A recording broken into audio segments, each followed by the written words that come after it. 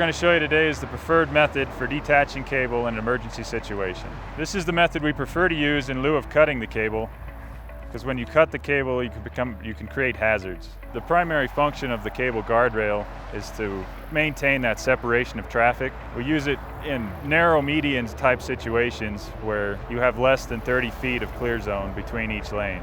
This technique will be used primarily for first responders, for when there's a vehicle trapped in the cable guardrail.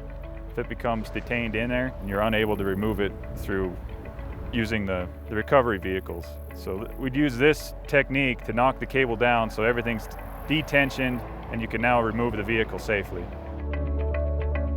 First thing we're going to try to cover is our general anatomy of the cable guardrail. This will be your CASS cable system for the TL3.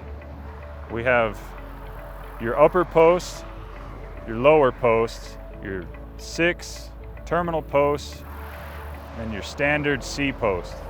There's a lot of energy stored in these cables and the risk of injury is rather high. Today what we're going to do is go down and we're going to knock down the cable and detension it as if an accident has happened. We're going to come out to the area and we're going to assess it. We want to stop at the wreck itself and get in contact with whoever's in charge and let them know that you're going to be detensioning the cable. You want to look around and see if the traffic control's set up, everybody's in place, and that everyone's going to be informed that you're going to be taking the cable down. If you have a lot of vehicles trapped in there, it's to your best interest to release the tension. If you have a single vehicle just nosed in, try to remove the vehicle before detensioning. It should just pull right out. To avoid any possible injuries, just remember it's really easy to knock the cable down in detention. So if there's any doubt in your mind that the vehicle's entrapped, just release the tension. Even as you're coming out to the scene of the accident, you want to kind of judge where your best area to knock the cable down will be. There'll be 2 ends to the cable, and usually one end's at a crossover at a wide spot. You want to try to pick that position.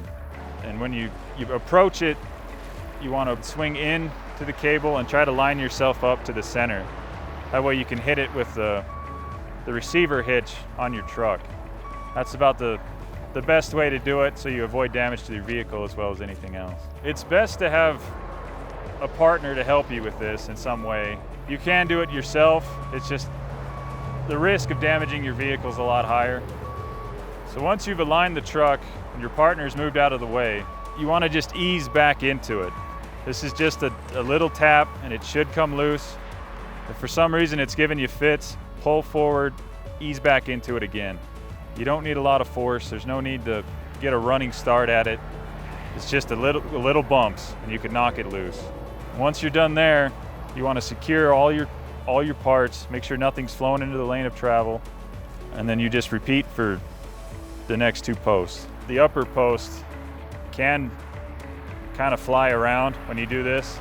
That's why we want to make sure everyone's backing away from it at the point of knocking the post. Keep in mind that these posts are designed to break away. They're held together by 2 small bolts, so it doesn't take much force to release. The real hazard with this is the stored energy. You just want to never put yourself in a place where there's nowhere to get out of the way.